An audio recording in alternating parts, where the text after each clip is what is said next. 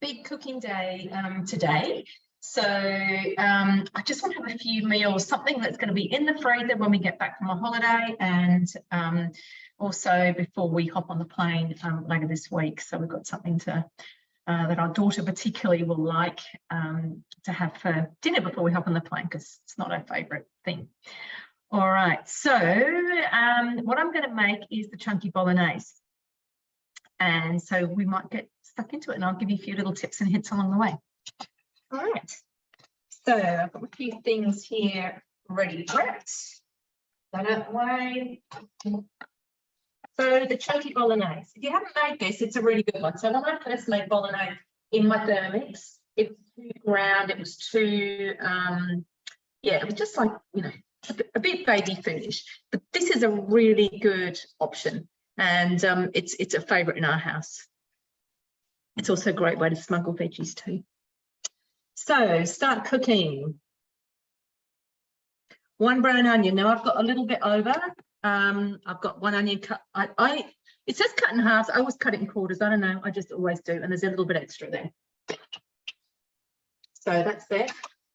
It does say 150 grams. Now, if you wanted to check that it was 150 grams, you use the 3 magic dots here, and you pop your scales on, and then you weigh in from there. All right. And then you just hit the cross at the top right-hand corner. Okay, next. It says 1 garlic clove. I've got 2. I'm doing extra mince. And because I'm using up some stuff in my fridge, I've got a few mushrooms and a little bit of zucchini, so like half a zucchini left there. So that's all going to go in too. And then lid goes on with the measuring cup. 3 seconds, speed 9.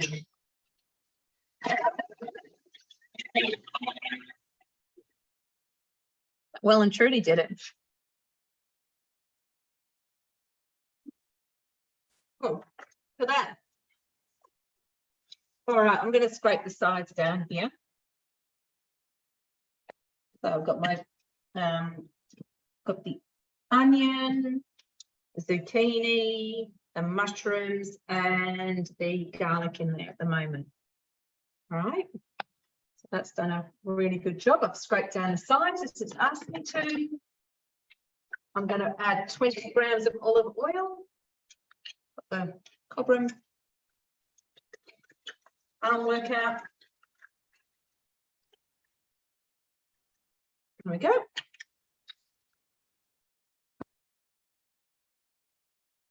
Without the measuring cup, because it's using this like as you would fry on the stove, it's going to fry for 5 minutes on speed 2. So I'm just going to get out of that. So whilst it's doing that, so that's a really good tip. If you are going to do your onions, you don't have to have the measuring cup on, because you wouldn't, you know, sometimes you might sweat onions in a pan with a lid on, but generally have the off, you know, just have the pan on the fry pan or whatever on the stove with no lid. So that's the way that you can use it with your therming. So I'm just going to pop into cookadoo. And I'm just going to put bolognese in there, because there's actually, and different people say it different ways. So let's look at bolognese this way, see what it comes up with. There's bolognese sauce for 2. It's a mushroom bolognese. So that's a really good vegetarian option. Tempeh, also vegetarian. The raw zucchini bolognese. So that one's,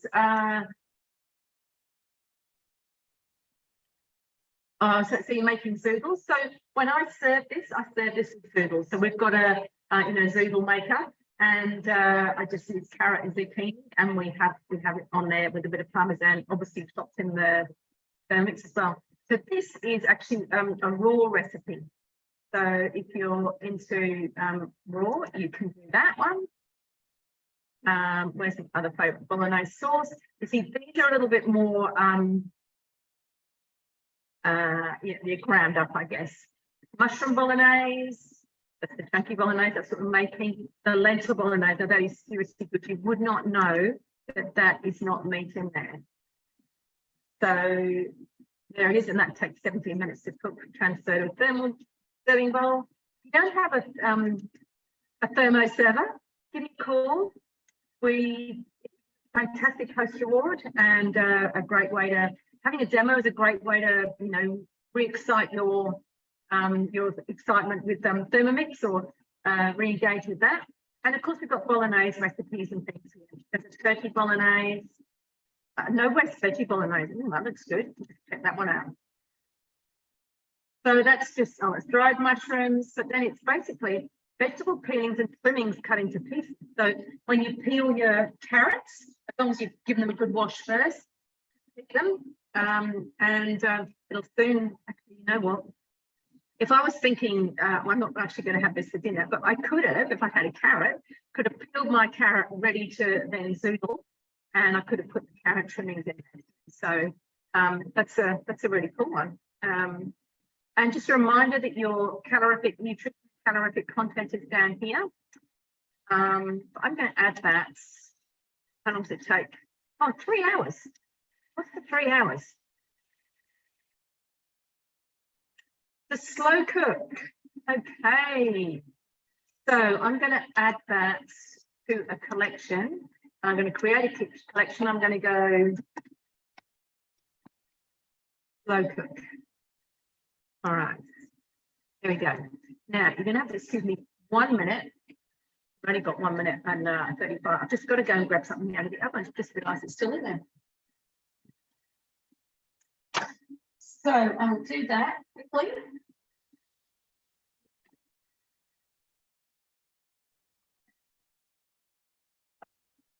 What's the oh, can't really see it. I'll show you in a minute. Yeah. So I just pulled out my Health by Chocolate mini muffins. I'll show you, Sharon. Show you what they look like. They look fantastic. Let's just bring this down a bit to get to see a bit better.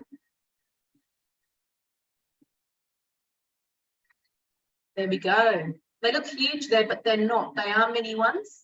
I'll let them just cool a little bit in there. I find if you take them out a bit too soon, then with the silicone, little bits get left in the bottom.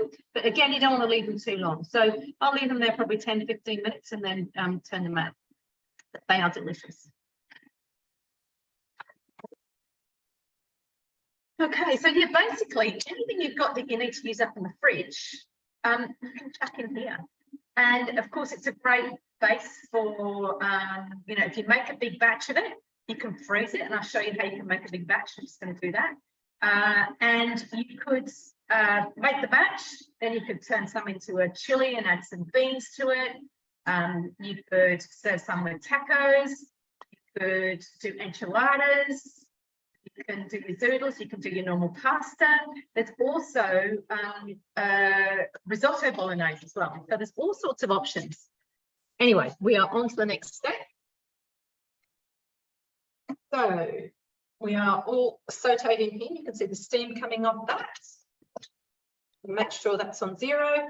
And I've just got an organic tomato paste, Basil. So I think that's 700. Yeah. I'm going to pour all of that in. Yep, well, you know what they say, it's never quite 700, is it? So 50 grams of tomato paste. I will rinse this out in a minute because I think I have to put a bit of water in. So tomato paste, again, I've got the organic one here. Need one of these.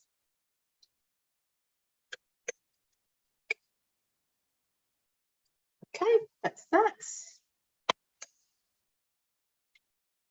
Then 30 grams of water. I put the wrong lid on. So I'm going to just put some water into my jar here, and I'm just going to whoosh it around.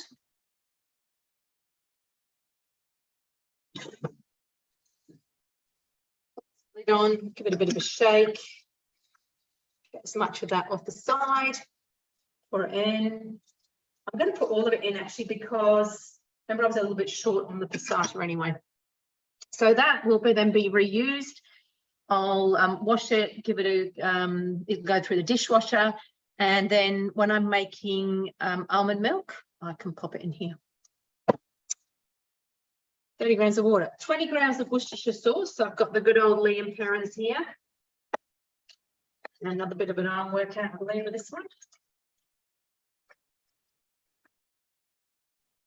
There we go. 1 tablespoon of meat stock paste. So I don't actually make the meat stock. So this is not peanut butter. This is chicken stock. So if you don't have chicken stock, just use vegetable stock.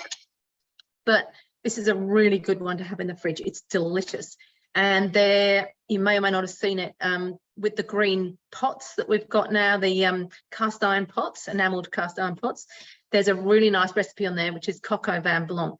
Well, I made it coq sans vin. So I didn't have any wine in it. And I just used this as the flavouring. Oh my God, it was delicious. So 1 tablespoon. So I'm going to do a big, quite enough. There we go. That'll do. All right. So what's next? 1 teaspoon of dried oregano. So this is obviously, I love this. It's a jar, and I actually took this up to the source and refilled it. So I don't keep getting extra jars. I mean, the fact that it's glass is great, but I also didn't have to get a plastic container to take it out of and put it in here. It's straight into the jar from the source. So you take it up there. I don't know if you can see, there's a little number on the bottom. So they weigh it with the lid on, then you go and fill it, and then they come back and they weigh it again, and you obviously pay for the difference in the weight. Basil, I don't have dried basil, but I have mixed herbs, which I've done the same with. So I figured mixed herbs will do.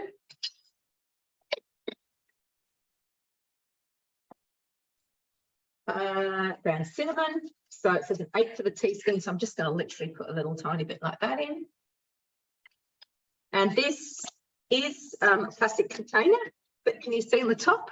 So I bought this, used to get everything from the Royal Nut, which is a great company, but and it's, you know, it's a little interesting conversation, I guess. So they package stuff, and we do have some things in there, but if you go to the source, obviously it's got to come in a bulk package, but I don't know, you've got to weigh up which is better, the smaller packages or one big package. Anyway, I bought this from the Royal Nut, but I now fill it up at the source, and that's just the weight of the jar before I fill it up. Okay, next, dried chili. Well, I'm going to put a teeny weeny bit of this because my husband bought this and it's super hot apparently. So tiny bit of that, but the chili is actually really nice in here.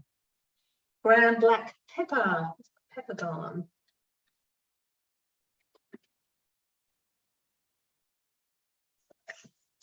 Pepper going in. And now it says insert the the simmering basket in. And in the recipe, it says 700 grams of meat in your simmering basket. So this is where you can make a bigger amount. So with the same amount of sauce, you can put up to 2 kilos of mince in the varoma. And that is, well, I don't think I've got 2 kilos, but I'm going to put the lid on here. And I'm popping the varoma on top. Okay. And I have 2 lots of mince here, so I had frozen these. I'm hoping it's all defrosted. I think it should do by now. I bought it in bulk. So there's a lot of butchers, you know, if you take your own container. So we've got a lot of, 3 kilo honey jars. I just took my container and then I just divvied it up when I came back. So I came back with was about 2 kilos of mince, and I divvied it into a couple of containers. So let's put that on 0 and see how much I've actually got. And I've got another one. Okay, so I've got a bit over 1 kilo. So I worked out, and what I'm going to do now is I'm just going to break it up a little bit. And remembering, when you are using your varoma, you need to make sure that there are some holes for the steam to get in. When you're using your varoma, it's on varoma temperature. And that is, so I've got a bit of a hole there in the middle. Let some steam go through. All right. It says put the measuring cup on, but of course I'm not going to put the measuring cup on because it's not going to fit with the varoma. All right. And then it's 15 minutes varoma temperature. So remembering with varoma temperature, that means it keeps heating. It does not click off. All the temperatures below that will go up to their whatever you set it to and then click off. But with varoma temperature, it just keeps steaming, so you get that rolling ball, and that's what we need to actually cook this mince. Might sound a bit odd being steamed, but it actually makes a really good sauce. So sorry, the sauce, you mix it in with the sauce at the end. So I'll put, when I've finished, I will put the mince into a thermoserver, pour the sauce over, mix it all up. All right, so 15 minutes, varoma temperature, speed 2 with this. I need to make sure it's away from my bench. Sorry, from my cupboard, so I don't want all the steam going into the cupboard. And we'll just quickly step through the preview. So after 15 minutes, I'm going to give the mince a stir so that it's all broken up and different bits will get exposed to the heat. The measuring cup goes back in, another 15 minutes. Okay, and then it says, transfer the mince into a large bowl or a thermoserver and combine. And that's it. Now to come back to my recipe, I just hit 22 and there we are. So that is a really good way to add some veggies to your add